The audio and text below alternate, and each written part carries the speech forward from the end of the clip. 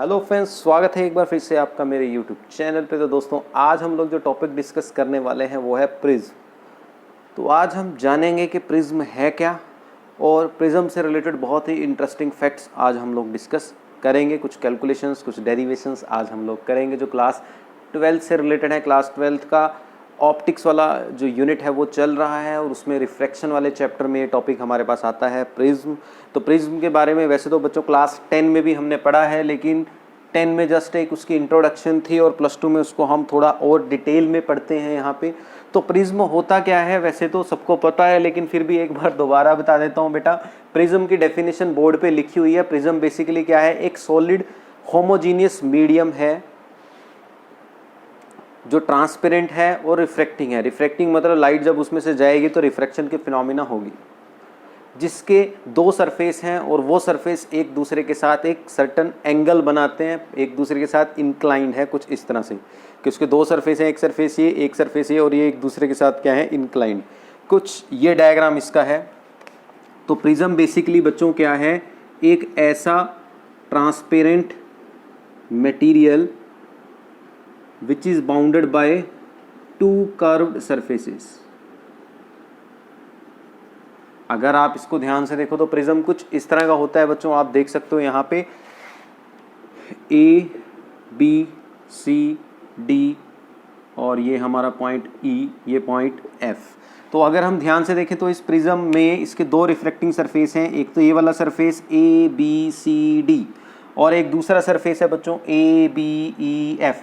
तो कौन कौन से रिफ्रैक्टिंग सरफेस हैं इसमें? रिफ्रैक्टिंग सरफेस, दो रिफ्रैक्टिंग सरफेस है बच्चे। एक तो है ए बी सी डी, और एक है ए बी ई एफ। तो दो सरफेस हैं जो एक दूसरे के साथ इंक्लाइंड है, मतलब कुछ ना कुछ एंगल बना रहे हैं, और इस एंगल को हम बोलते हैं एंगल ऑफ प्रिज्म। यहाँ पे जो एंगल बनता है वो कहलाता है एंगल ऑफ प्रिज्म, ठीक है। और इसे हम ज़्यादातर एंगल ऑफ प्रिज्म को ए से रिप्रेजेंट करते हैं। क्लियर? ये जो एंगल है यहाँ पे बच्चों इन दो सरफेसेस के बीच का, इसे हम ए से रिप्रेजेंट करते हैं। इसके अलावा ये हमारे दो रिफ्रैक्टिंग सरफेस हो गए। जो ये ऊपर वाली लाइन है ए बी, इसे बोला जाता है रिफ्रैक्टिंग एज, ठीक है। इसे क्या बोला जाता है? Refracting edge of the prism. ये जो है ए बी, ये जो लाइन है ए बी, इसे बच्चों क्या कहा जाता है? Refracting edge of the prism. और जो नीचे वाला सरफेस है ये एफ ई सी डी, ये सरफेस जो है नीचे वाला, ये सरफेस बच्चों कहलाता है बेस ऑफ द प्रिज्म, ठीक है। कौन सा surface? E F D C. तो ये है दोस्तों प्रिज्म की एक कहानी, प्रिज्म का एक इंट्रोडक्शन के प्रिज्म है क्या। मैंने आपको बताया कि प्रिज्म क्या है बच्चों, एक ऐसा ट्रांसपेरेंट मटेरियल है जो ज़्यादातर हम ग्लास का यूज़ करते हैं, ग्लास से बना होता है, और इसके दो सरफेस होते हैं जो एक दूसरे के साथ इंक्लाइंड होते हैं। दो प्लेन सरफेस एक दूसरे के साथ इंक्लाइंड होते हैं, और इन दो प्लेन सरफेसेस के बीच में जो एंगल बनता है इसे बोलते हैं एंगल ऑफ प्रिज्म। अगर डायग्राम से समझ में नहीं आ रहा तो आपको सच में दिखा देते हैं। वैसे तो आपने अपनी स्कूल में लैब में ये देखा भी होगा। मेरे पास एक प्रिज्म है, वो मैं आपको दिखा देता हूँ। तो प्रिज्म कुछ इस तरह का होता है बच्चों, आपको नज़र आ रहा होगा ये प्रिज्म। आप सभी आई थिंक देख सकते हो, ये प्रिज्म मेरे हाथ में है। इस प्रिज्म को बच्चों ध्यान से देखो तो इसमें दो सरफेस हैं। देखो, एक ये वाला सरफेस है और एक ये वाला सरफेस है। These two surfaces are inclined to each other. आप देख सकते हो ये सरफेस और ये सरफेस एक दूसरे के साथ एंगल बना रहे हैं, और इस एंगल को बोलते हैं एंगल ऑफ प्रिज्म। तो ये देखो, ये सेम डायग्राम है बच्चों, ठीक है। जो मैंने बोर्ड पे बनाया है वही डायग्राम यहाँ पे है, मतलब जो बोर्ड पे बनाया है वही चीज़ है। देखो प्रिज्म, जिसके दो सरफेस हैं, एक ये वाला सरफेस और एक ये वाला surface. They are inclined to each other at angle, at a certain angle, ठीक है। तो ये हमारा क्या है बच्चों, एक प्रिज्म है। तो आज इसी को हम डिस्कस करने वाले हैं कि इस प्रिज्म से लाइट कैसे पास होती है, how light pass through this prism. इसके अलावा बच्चों यहाँ पे एक डेफिनेशन और आती है, principal section of a prism, ठीक, वो भी बता देता हूँ आपको। Principal section of a prism. अब प्रिंसिपल सेक्शन क्या होता है किसी भी प्रिज्म का, कि अगर मैं कोई भी प्रिज्म ले लूँ और उसकी जो ये रिफ्रैक्टिंग एज है यहाँ से मैं इसको कट कर दूँ, किसी कट करके एक प्लेन बनाऊँ और कट इस तरह से करूँ कि जो रिफ्रैक्टिंग एज है इसके परपेंडिकुलर मैं इसको कट करूं, तो जो भी मुझे सरफेस मिलेगा, जो प्लेन मुझे मिलेगा, उसे हम क्या बोलते हैं, principal section of the prism. तो एक ट्रायंगल हमें मिलेगी जैसे ही मैं इसको ऐसे कट करूंगा। ठीक, तो ये हुआ प्रिज्म। अब हम डिस्कस करेंगे इस प्रिज्म में से लाइट कैसे पास होती है। मतलब नेक्स्ट टॉपिक हमारा होने वाला है रिफ्रैक्शन थ्रू प्रिज्म, कि जब लाइट प्रिज्म में से पास होगी तो क्या कुछ हमें ऑब्जर्व होगा, क्या कुछ हमें देखने को मिलेगा। तो बच्चों नेक्स्ट टॉपिक अब हम यही डिस्कस करेंगे, रिफ्रैक्शन थ्रू प्रिज्म, कि जब हम प्रिज्म से लाइट पास करवाते हैं तो क्या कुछ हमें ऑब्जर्व होता है, क्या कुछ हम ऑब्जर्व करते हैं। तो चलिए शुरू करते हैं। तो बच्चों suppose this is our prism, ये हमारा प्रिज्म है, ये मैंने हमारा प्रिज्म ले लिया ABC।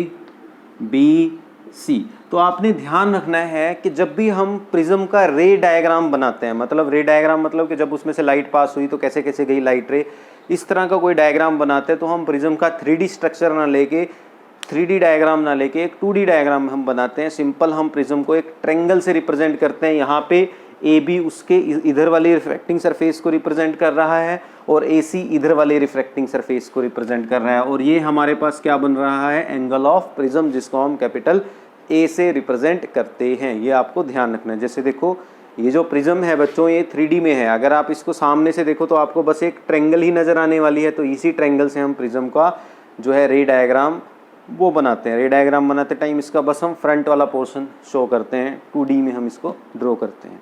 ठीक, तो अब देखो होगा क्या। तो हमने एक प्रिज्म ले लिया जिसका एंगल ऑफ प्रिज्म A है, और इधर से हमारी एक रे ऑफ लाइट आती है जिसे हम बोलेंगे इंसिडेंट रे, उसको हम प्रिज्म पे फॉल करवाएंगे। तो ये हमारी इंसिडेंट रे है, इंसिडेंट रे। ठीक है, तो ये हमारी इंसिडेंट रे है, और ये रे ऑफ लाइट आती है और इस पॉइंट पे टकराती है। फिर इस पॉइंट पे बच्चों हम क्या ड्रॉ करेंगे, नॉर्मल, मतलब इस सरफेस पे लाइट आ रही है और ऐसे टकरा रही है। ठीक है, अब इस सरफेस पे अगर मैं परपेंडिकुलर ड्रॉ करता हूँ, नॉर्मल ड्रॉ करता हूँ, तो कुछ ऐसे जाएगा नॉर्मल।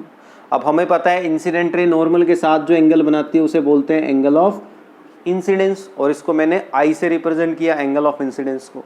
अब बच्चों हो क्या रहा है, मीडियम चेंज हो रहा है। लाइट एयर से कहाँ जा रही है, ग्लास में। Light is going from air to glass. So light air से ग्लास में जा रही है, मतलब हम कह सकते हैं लाइट रेयर मीडियम से डेंसर मीडियम में जा रही है। और हमने पढ़ा है कि जब भी लाइट रेयर टू डेंसर जाती है then it will always bend towards the normal, तो वो नॉर्मल की तरफ बेंड होती है।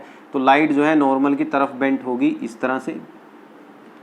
देखो कैसे जा रही थी लाइट, अगर रास्ते में प्रिज्म ना होता तो लाइट ने तो ऐसे निकल जाना था, लेकिन रास्ते में बेटा प्रिज्म आ गया तो ये लाइट ने अपना पाथ चेंज कर लिया और ये किस तरफ बेंट हो गई, टुवर्ड्स द नॉर्मल। और यहाँ पे हमें मिल गया angle of refraction R। Clear है यहाँ तक। अब उसके बाद हमारी ये लाइट रे आगे चलती है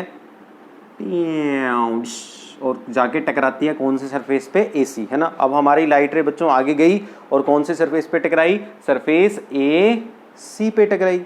तो सरफेस AC पे टकराती है। अब यहाँ भी हम क्या ड्रॉ कर लेंगे बच्चे, एक नॉर्मल ड्रॉ कर लेंगे। तो यहाँ भी एक नॉर्मल ड्रॉ कर लिया जाए, चलो। तो यहाँ पे भी मैंने एक नॉर्मल ड्रॉ कर लिया।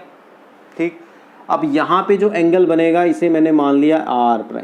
तो यहाँ नया एंगल ऑफ इंसिडेंस बनता है R'। अब लाइट कहाँ जाना चाहती है, ग्लास से एयर में, मतलब हमारी जो लाइट है वो डेंसर मीडियम से कहाँ जाना चाहती है, रेयर मीडियम में जाना चाहती है। तो जब भी लाइट डेंसर टू रेयर जाती है, हमने पढ़ा है जब भी लाइट डेंसर टू रेयर जाती है then it always bends away from the normal. तो ये जो लाइट है इस नॉर्मल से अवे बेंट होगी, दूर की तरफ बेंट होगी इस तरह से। तो लाइट रे ऐसे चली जाएगी। तो ये होगा हमारी प्यारी प्यारी लाइट रे का पाथ जब इसको प्रिज्म से पास करवाया जाएगा।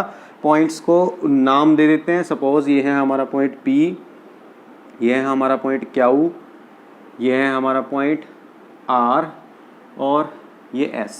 तो इस तरह से लाइट रे आती है P, Q, R, S। ये इसका पाथ है जिसको ये लाइट रे फॉलो करती है। क्लियर। अब इससे आगे हम इसको डिस्कस करेंगे, कुछ कैलकुलेशंस इस डायग्राम से रिलेटेड हम करेंगे फॉलो। तो अब अगर मैं ध्यान से देखता हूँ बच्चों, तो अगर मैं इस इंसिडेंट रे को आगे एक्सट्रापोलेट करता, मतलब अगर ये प्रिज्म लाइट के सामने ना होता तो इस लाइट ने तो ऐसे सीधा जाना था, तो मैंने डॉटेड डॉटेड लाइन आगे एक्सट्रापोलेट कर दी। और अगर आप ध्यान से देखें तो लाइट के पाथ में टोटल चेंज कितना आया, लाइट ऐसे जा रही है और यहाँ जो नॉर्मल के साथ एंगल बनेगा इसे बोलते हैं एंगल ऑफ इमर्जेंस, और इसको स्मॉल ई से रिप्रेजेंट किया जाता है। और इस लाइट को भी अगर मैं पीछे की तरफ एक्सट्रापोलेट करूं तो ये लाइन कुछ ऐसे जाती है और यहाँ से ये लाइट रे ऐसे जा रही है। तो अब अगर आप इसको डायग्राम को ध्यान से देखो तो आपको पता चल जाता है कि हमारी लाइट रे के पाथ में कितना चेंज आया है। तो अगर ध्यान से देखो, ये हमारी इंसिडेंट रे थी, ऐसे गई गई गई गई गई यहाँ पहुँची और इतना जो है बेंट हो गया इसका पाथ और ऐसे निकल गई, है ना। ठीक, तो इसका मतलब बच्चों लाइट के पाथ में इतना चेंज आया है, इतने एंगल से लाइट ने अपना रास्ता चेंज किया है। डेविएशन जो आया है लाइट में वो इस एंगल से हमें पता लग रहा है कि हमारी लाइट एक्चुअल में कितने एंगल पे मुड़ी है, इतने एंगल पे मुड़ी है। और इस एंगल को हम रिप्रेजेंट करते हैं डेल्टा से। किससे रिप्रेजेंट करते हैं इसको? डेल्टा से, और इसे बोला जाता है angle of deviation, angle of deviation. ठीक है, तो ये आपको ध्यान रखना है, this angle delta is called angle of deviation, कि हमारी जो लाइट रे है वो कितना डेविएट हुई है। क्लियर? तो ये तो था डायग्राम। अब आगे की बात करते हैं, अब हम करेंगे इससे related calculations. Further in normals को अगर मैं आगे ड्रॉ करता हूं तो ये नॉर्मल्स भी एक दूसरे को इस पॉइंट पे कट करते हैं और इस पॉइंट को मैंने मान लिया n। अब हमें इसको सॉल्व करना है क्वेश्चन को। ठीक, फर्दर यहाँ पे जो पॉइंट है इसको मैंने पॉइंट को मान लिया m। ठीक है, तो अब ध्यान से देखो, इसी डायग्राम से सब कुछ जो है निकल के बाहर आएगा। तो देखो कैसे हमें इसको सॉल्व करना है क्लियरिटी के साथ। तो देखो कैसे इसको सॉल्व करेंगे। पहले तो हम देखेंगे ट्रायंगल क्यू एन आर। तो डायग्राम में देखो बच्चे कि from triangle Q N R, कौन सी ट्रायंगल बेटा? क्यू एन आर, ये जो ट्रायंगल बन रही है। अब हमें पता है एक ट्रायंगल के तीनों एंगल्स का सम कितना होता है? 180 डिग्री। तो इसका मतलब इस ट्रायंगल के जो तीन एंगल है, angle N Q R plus angle Q R N plus angle Q N R, मतलब ये वाला एंगल प्लस ये वाला एंगल प्लस ये वाला एंगल, इन तीनों एंगल्स का सम कितना होना चाहिए? 180 डिग्री। मैथमेटिक्स, ठीक है, आप वैल्यूज रख दो। एन क्यू आर किसके इक्वल है? आर के इक्वल। क्यू आर एन किसके इक्वल है? आर प्राइम के equal, plus angle Q N R is equal to 180 degree. तो यहाँ से एंगल क्यू एन आर की वैल्यू हम निकाल लेंगे। तो इसका मतलब यहाँ जो ये वाला एंगल बनेगा ये मेरे पास आ जाएगा 180 minus are plus R prime. ये आर प्लस आर प्राइम उधर जाएगा तो माइनस का हो जाएगा। तो इसको मैं लिख सकता हूँ 180 degree minus are plus R prime, and this is equation 1। तो इसे मैंने इक्वेशन 1 मान लिया। यहाँ तक सभी को आई थिंक समझ में आ गया। आप साथ साथ इसको लिख भी सकते हो, राइट डाउन कर सकते हो, कॉपी पेन उठा लो। तो यहाँ तक आई थिंक सबको समझ में आ गया, दिस इज इक्वेशन 1। अब चलते हैं आगे। तो इक्वेशन 1 हमारी सॉल्व हो गई। आगे देखो, अब फर्दर आप अगर इस क्वाड्रिलेटरल को देखो, एक चतुर्भुज जो बन रही है quadrilateral A Q N R, कौन सी quadrilateral? A Q N R, ये ए क्यू एन आर। इसको अगर आप देखो तो आपको पता है क्वाड्रिलेटरल के जो 4 एंगल होते हैं, 4 एंगल्स होते हैं एक चतुर्भुज के, उनका सबका सम कितना होता है? 360 डिग्री। तो ये थ्योरी हम यहाँ लगा लेंगे। तो यहाँ पे मेरे पास आएगा angle Q A R plus angle A Q N plus angle N R A plus angle Q N R is equal to 360 degree. यही होना चाहिए बच्चे, एक चतुर्भुज के चारों कोणों का सम, है ना, एक क्वाड्रिलेटरल के 4 एंगल्स का सम कितना होना चाहिए? 360 डिग्री। तो ये एंगल प्लस ये एंगल प्लस ये एंगल प्लस ये एंगल कितना होना चाहिए? 360 डिग्री। अब इनकी वैल्यूज रखो। एंगल क्यू ए आर किसको रिप्रेजेंट करता है? एंगल ऑफ प्रिज्म को। तो इसकी जगह पे आ गया ए, प्लस अब ए क्यू एन किसको रिप्रेजेंट करता है? अब आपको पता है डॉटेड लाइन क्या थी, परपेंडिकुलर थी, नॉर्मल थी, और परपेंडिकुलर कितना एंगल बनाते हैं 90 डिग्री। तो ये एंगल ए क्यू एन कितना आ जाएगा 90 डिग्री, प्लस ऐसी एंगल एन आर ए, ये भी नॉर्मल था हमारा, तो ये भी कितना आ जाएगा 90 degree, plus angle Q N R की वैल्यू अभी अभी निकाली थी इक्वेशन 1 से, तो इक्वेशन 1 से इसकी वैल्यू यहाँ पुट कर देंगे, आ जाएगा 180 degree minus are plus R prime is equal to 360 degree. तो यहाँ से इन सबको दूसरी तरफ ले जाओ तो देखो 90 प्लस 90 180, 180 प्लस 180 360। तो ये सारा जो है किसके इक्वल आने वाला है 360 डिग्री का, और ये 360 डिग्री उधर जाके माइनस का हो जाएगा। तो आपके पास यहाँ से आ जाएगा angle of prism A is equal to, ये उधर चला जाएगा सारा का सारा जो है, इसको जब मैं उधर लेके जाऊँगा तो ये बन जाएगा -90 -90 माइनस 180, ये माइनस है उधर जाके प्लस हो जाएगा R plus R prime plus 360। तो ये 90 -90 -90 माइनस 180, इन सबको जोड़ोगे तो -360 आपको मिल जाएगा। तो -360 से +360 कैंसिल, तो आपके पास यहाँ से आ गया कि जो एंगल ऑफ प्रिज्म है वो किसके इक्वल होगा आर प्लस आर प्राइम, और इसे मान लिया मैंने इक्वेशन नंबर 2। तो यहाँ तक सबको समझ में आ गया कैलकुलेशन। तो शुरू में ये इक्वेशन 1 हमने बनाई थी इस ट्रायंगल से, फिर क्वाड्रिलेटरल से हमें मिल गया कि जो किसी भी प्रिज्म का जो एंगल होगा, एंगल ऑफ प्रिज्म, वो हमेशा किसके इक्वल होगा, अंदर जो ये एंगल बन रहे हैं, ये वाला एंगल ऑफ रिफ्रैक्शन आर और ये वाला angle of incidence R prime, R plus R prime, इसके इक्वल होगा हमारा एंगल ऑफ प्रिज्म। ये हमें सेकंड इक्वेशन बच्चों यहाँ से मिल गई। अब चलते हैं नेक्स्ट स्टेप की तरफ। तो नेक्स्ट स्टेप हमारे पास आता है ट्रायंगल एम क्यू आर से। अब अगर मैं ट्रायंगल लेता हूँ एम क्यू आर, अब ट्रायंगल एम क्यू आर को बच्चों अगर मैं ध्यान से देखूं तो जो डेल्टा है एंगल ऑफ डेविएशन, ये इस एंगल, इस ट्रायंगल का क्या है external angle, here delta is external angle. इस ट्रायंगल में अगर मैं देखो अलग से ड्रॉ करूं, ये एम है, ये क्यू है, ये एन है, ठीक है, और ये आर है। यहाँ पे तो हमें ये वाली ट्रायंगल लेनी है बच्चों, एम क्यू आर लेनी है ना, तो ये एम क्यू आर ट्रायंगल है, और इसको अगर मैं एक्सट्रापोलेट करूँ आगे तो ये एंगल ऑफ डेविएशन बनता है। तो अब अगर आप ध्यान से देखो बच्चों, इस ट्रायंगल में ये डेल्टा क्या है हमारा एक्सटर्नल एंगल, और हमने ये प्रॉपर्टी पढ़ी है किसी भी ट्रायंगल की कि बच्चों अगर मैं कोई भी ट्रायंगल लेता हूँ कि मान लिया ये एंगल 1 है, ये एंगल 2 है, ये एंगल 3 है, तो अगर यहाँ पे एंगल 1 इस ट्रायंगल का एक्सटर्नल एंगल है तो हमने पढ़ा है, तो इसका मतलब जो एक्सटर्नल एंगल होगा वो अंदर के जो दो इंटरनल एंगल होंगे बाकी के, उनके सम के इक्वल होता है, ये हमने मैथमेटिक्स में पढ़ा है। तो यहाँ पे सेम यही कंसेप्ट, एक्सटर्नल एंगल वाली कंसेप्ट यहाँ पे यूज़ होगी। तो अगर आप ध्यान से देखो तो जो हमारा डेल्टा है एंगल ऑफ डेविएशन, ये एक्सटर्नल एंगल है इस ट्रायंगल में। तो यहाँ पे फिर हम क्या लिख सकते हैं कि जो हमारा एंगल ऑफ डेविएशन होगा डेल्टा, ये किसके इक्वल होगा, अंदर के जो ये दो एंगल हैं, ये वाला एंगल प्लस ये वाला एंगल, इनका सम, मतलब angle M Q R plus angle M R Q, इनके सम के इक्वल होगा।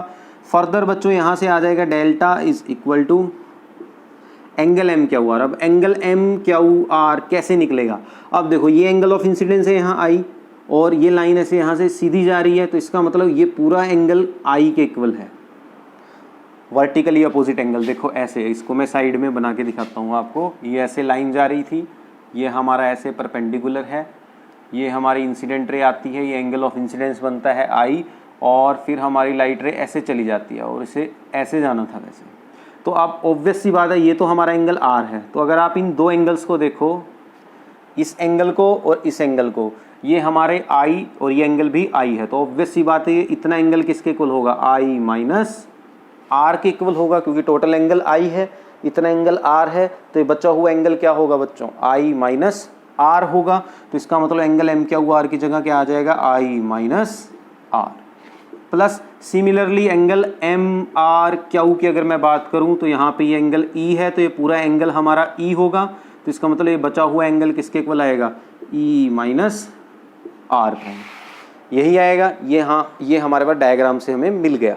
अब इसको जस्ट हमें सॉल्व करना है थोड़ा सा। तो हमारे पास आएगा angle of deviation delta is equal to I plus E minus are plus R prime. इसको मैंने थोड़ा सा रीअरेंज कर लिया, आर और आर प्राइम अलग कर लिए, आई और ई अलग कर लिए।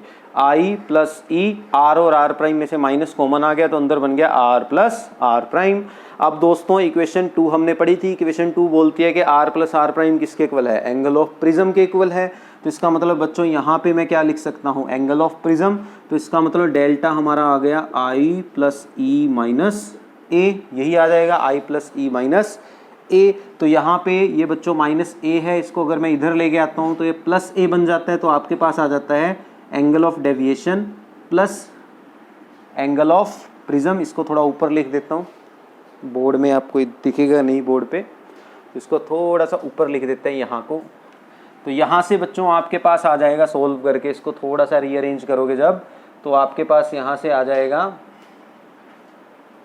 कि एंगल ऑफ डेविएशन डेल्टा, ये माइनस ए है, इधर आके प्लस हो जाएगा, plus angle of prism A is always equal to angle of incidence plus angle of emergence. So this is the required expression जो हम फाइंड आउट करना चाहते थे इस डायग्राम से। तो यहाँ तक आई थिंक सबको समझ में आ गया। अगर यहाँ तक समझ में आ गया तो जल्दी से वीडियो को लाइक ज़रूर कर दें, और अगर नए हो तो चैनल को सब्सक्राइब ज़रूर कर दें। तो इसका मतलब दोस्तों, जब भी लाइट को प्रिज्म से पास करवाया जाता है तो हमें क्या देखने को मिलता है कि हमारा जो सम होगा एंगल ऑफ डेविएशन का और एंगल ऑफ प्रिज्म का, वो हमेशा इक्वल होगा angle of incidence plus angle of emergence के। कहने का मतलब ये है कि जब भी हम लाइट पास करवाएंगे प्रिज्म से तो उस टाइम पे बच्चों जो एंगल ऑफ डेविएशन होगा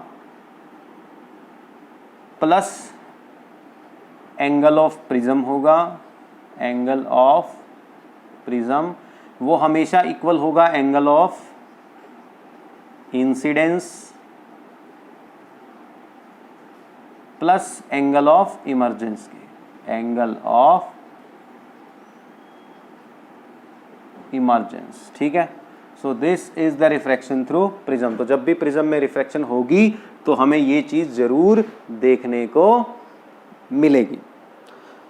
तो आई होप यहां तक आप लोगों को समझ में आ गया है। ठीक, अब प्रिज्म से ही रिलेटेड एक और एक्सप्रेशन हम फाइंड आउट करेंगे। इसी का प्रिज्म से रिलेटेड नेक्स्ट टॉपिक अब हम डिस्कस करने जा रहे हैं। इसको मैं रब कर देता हूं।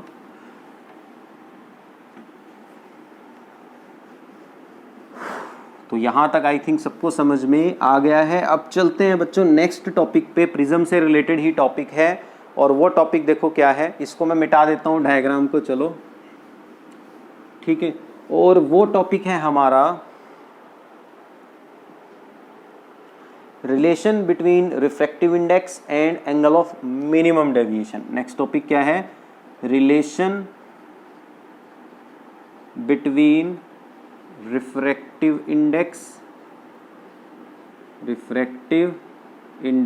And angle of minimum deviation.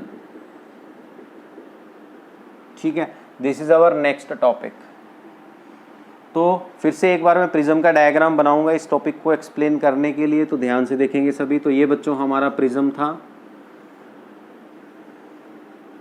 ये हमारा प्रिज्म था A B C, this was our angle of prism. ये लाइट आती थी इंसिडेंट रे, यहाँ पे हम नॉर्मल ड्रॉ करते थे, ये बनता था एंगल ऑफ इंसिडेंस। यहाँ से लाइट ऐसे जाती थी और यहाँ पे हम फिर से नॉर्मल ड्रॉ करते थे और लाइट ऐसे चली जाती थी, ये बनता था एंगल ऑफ इमर्जेंस। इसके अलावा अगर मैं इंसिडेंट रे को एक्सट्रापोलेट करता हूँ और इमर्जेंट रे को भी एक्सट्रापोलेट करता हूँ तो हमें पता लगता है कि कितना चेंज आता है पाथ में, इतना, मतलब कितने एंगल से लाइट बेंट होती है, इतने एंगल से, और इसे हम बोलते थे एंगल ऑफ डेविएशन। ये हमने पढ़ा है।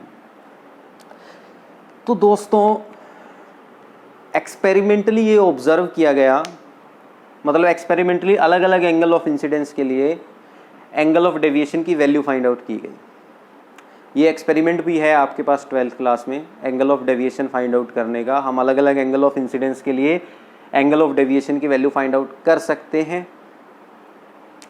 तो प्रिज्म पे एक्सपेरिमेंट किया गया अलग अलग एंगल्स के लिए, अलग अलग एंगल ऑफ डेविएशंस की वैल्यू फाइंड आउट की गई और जो डाटा मिला उस डाटा से फिर एक ग्राफ बनाया गया और वो ग्राफ कुछ ऐसा आया। मैं आपके सामने ग्राफ ड्रॉ कर रहा हूँ तो ध्यान से देखना, ये एक एक्सपेरिमेंटल ग्राफ है और एक ग्राफ ड्रॉ किया गया जैसा मैंने बताया जो डाटा आया उसके साथ। और उस ग्राफ में किस किस के बीच में ये ग्राफ बना था, एक तो एंगल ऑफ इंसिडेंस और एंगल ऑफ डेविएशन के बीच में, मतलब एक्स एक्सिस पे लिया गया एंगल ऑफ इंसिडेंस और वाई एक्सिस पे लिया गया एंगल ऑफ डेविएशन। मतलब अलग अलग एंगल्स और एंगल ऑफ इंसिडेंस पे अलग अलग एंगल ऑफ डेविएशंस की वैल्यू निकाली गई और ग्राफ बनाया गया। तो उस ग्राफ से क्या ऑब्जर्व किया गया कि जब हमारा एंगल ऑफ इंसिडेंस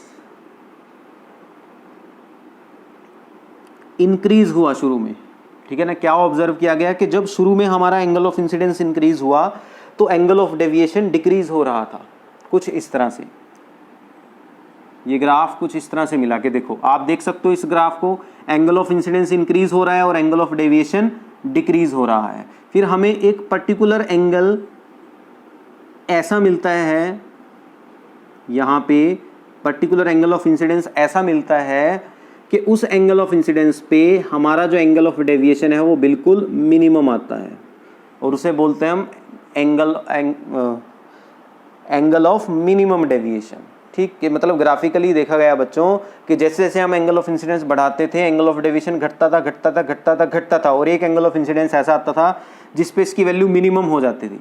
इसके बाद अगर मैं फर्दर एंगल ऑफ इंसिडेंस को बढ़ाता था तो ये ग्राफ फिर से बढ़ना शुरू हो जाता था। मतलब एंगल ऑफ इंसिडेंस अगर फिर फर्दर मैं इंक्रीज करूंगा तो एंगल ऑफ डेविएशन घटने की बजाय बढ़ना शुरू हो जाएगा। तो कुछ इस तरह का ग्राफ जो है ऑब्जर्व किया गया। तो इस ग्राफ में ये जो सबसे minimum value I angle of deviation की, इसे डेल्टा एम से रिप्रेजेंट किया जाता है और इसे बोलते हैं एंगल ऑफ मिनिमम डेविएशन। और इस एंगल ऑफ मिनिमम डेविएशन के कॉरस्पॉन्डिंग जो हमारा एंगल ऑफ इंसिडेंस होता है, एक्सपेरिमेंटली ये देखा गया वो एंगल ऑफ इंसिडेंस इक्वल रहता है एंगल ऑफ इमर्जेंस के। मतलब अगर हमारा एंगल ऑफ डेविएशन मिनिमम है तो एक्सपेरिमेंटली ये नोट किया गया कि जब भी हमारा एंगल ऑफ डेविएशन मिनिमम होता था हमारा एंगल ऑफ इंसिडेंस और एंगल ऑफ इमर्जेंस भी आपस में क्या होता था, इक्वल होता था। That means at the angle of minimum deviation angle of incidence was equal to angle of emergence. ये आपको ध्यान रखना है। तो इसी ग्राफ से हम अब रिलेशन निकाल लेंगे रिफ्रैक्टिव इंडेक्स और एंगल ऑफ मिनिमम डेविएशन के बीच में। तो देखो कैसे वो रिलेशनशिप हम फाइंड आउट करेंगे, तो सभी ने जो है ध्यान से देखना है। अब जैसा कि बच्चों आप सबको पता है कि अगर हमारा डेल्टा किसके इक्वल है, डेल्टा एम के, मतलब मिनिमम डेविएशन के इक्वल है, तो उस टाइम पे एंगल ऑफ इंसिडेंस और एंगल ऑफ इमर्जेंस इक्वल है। तो ऑब्वियस सी बात है बच्चों, अगर ये एंगल्स हमारे इक्वल हैं तो अंदर वाले जो ये एंगल्स होंगे आर और आर प्राइम, ये भी जरूर इक्वल होंगे, क्योंकि ये इक्वल, अगर आई और ई इक्वल हैं तो ऑब्वियस सी बात है आर और आर प्राइम भी आपस में क्या होंगे, बराबर होंगे। ठीक, तो अगर डेल्टा डेल्टा एम के इक्वल है तो आई ई के इक्वल होगा, आर आर प्राइम के इक्वल होगा।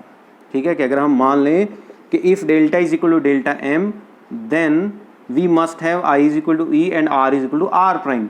तो हमारे पास जो अभी अभी हमने रिसेंटली एक रिलेशन बनाई थी वो रिलेशन क्या बनेगी, अभी अभी हमने पढ़ा था कि sum of angle of prism and angle of deviation is equal to I plus e. ये अभी पढ़ी है रिलेशन हमने, है ना। Angle of prism plus angle of deviation किसके इक्वल होता है, angle of incidence plus angle of emergence. तो वैल्यूज रखो, तो यहाँ पे एंगल ऑफ प्रिज्म की जगह ए, डेल्टा की जगह आ गया डेल्टा एम, यहाँ पे आई प्लस ई की जगह भी क्या आ जाएगा, आई, क्योंकि जब डेल्टा डेल्टा एम के इक्वल है तो ई हमारा आई के इक्वल है।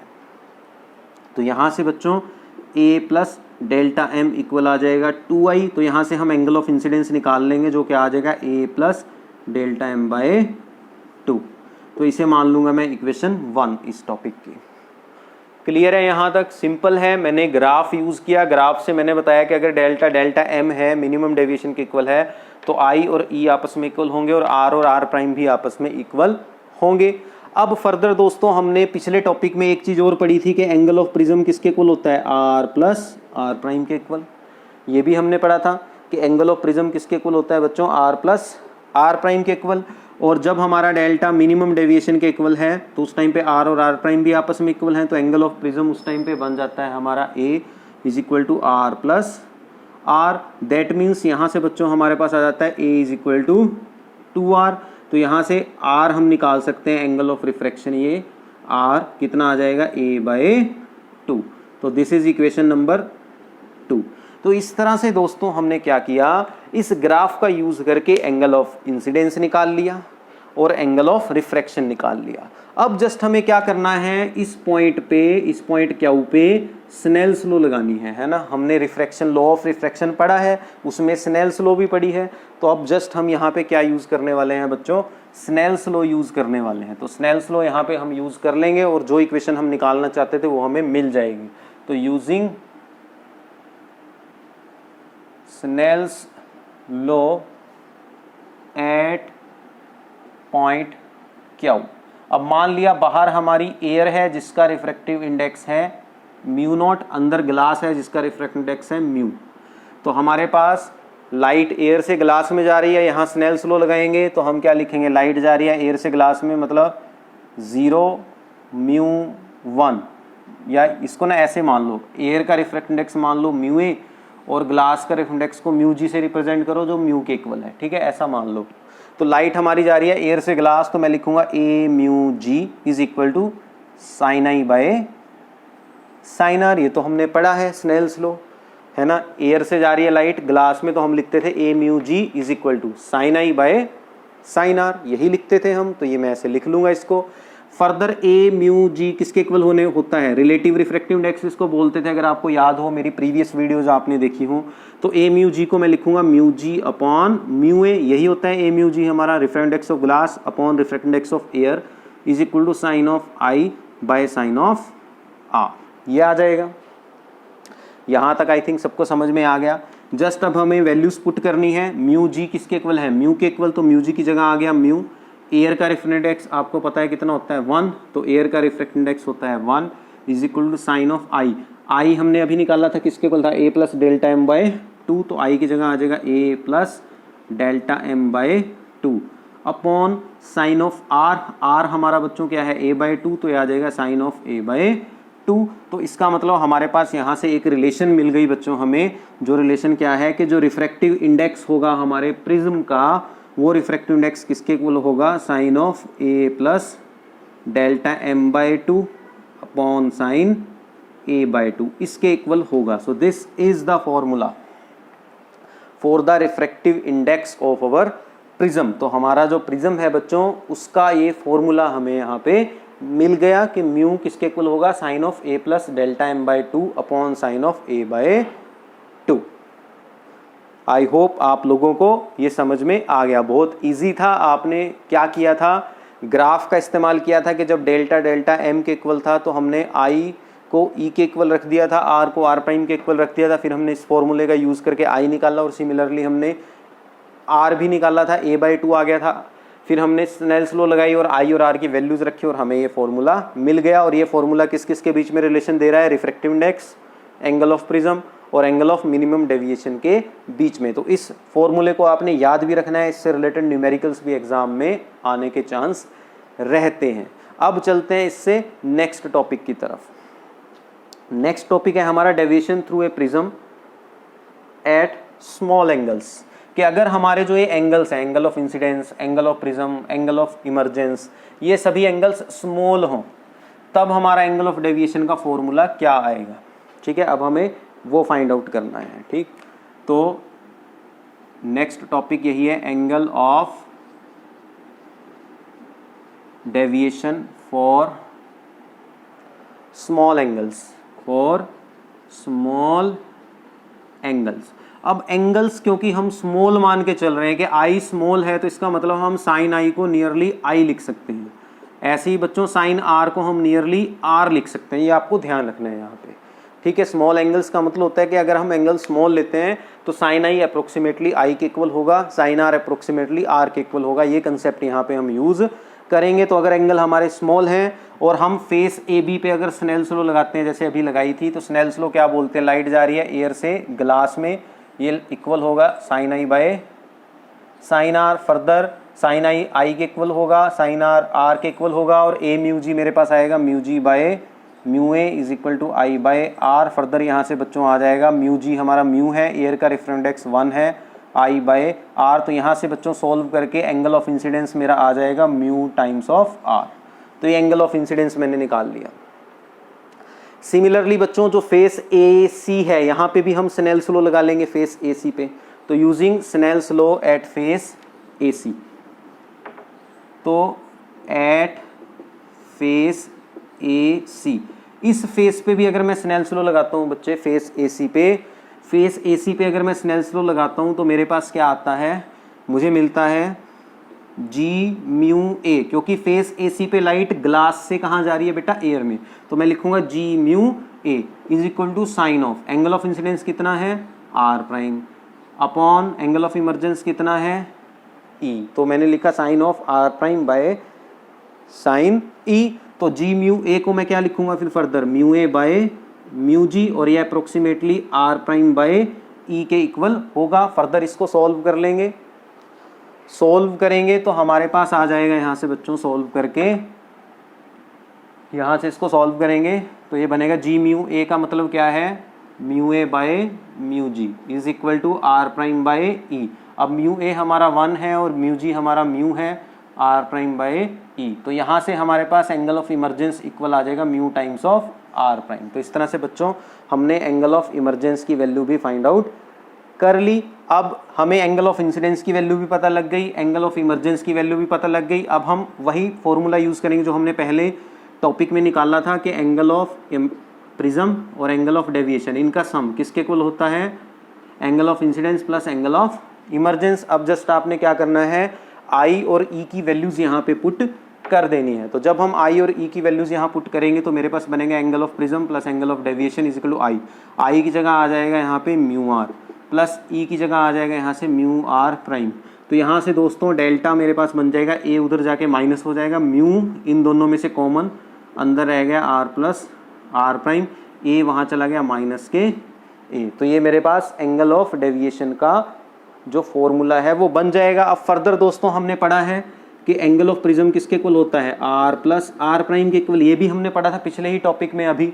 तो इसकी जगह मैं क्या पुट कर दूंगा, ए। तो मेरे पास डेल्टा बन जाएगा mu times of A minus A. अब इसमें से दोस्तों मैं ए कॉमन निकाल लूंगा, और जब मैं ए कॉमन निकाल लूंगा तो मेरे पास आ जाएगा delta is equal to mu minus 1 into A.